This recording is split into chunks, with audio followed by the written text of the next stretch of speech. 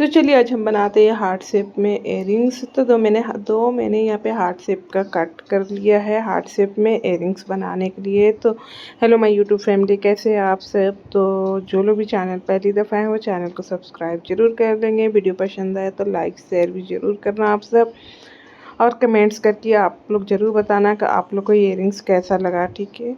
और वीडियो आप लोग लास्ट तक ज़रूर देखना। तो यहाँ पे मैं स्टार्ट करती हूँ इयररिंग्स बनाना। तो आप लोग वीडियो लास्ट तक ज़रूर देखना, तो आप लोग को समझ में आएगा मैंने ये इयररिंग्स कैसे रेडी किया है, ठीक है।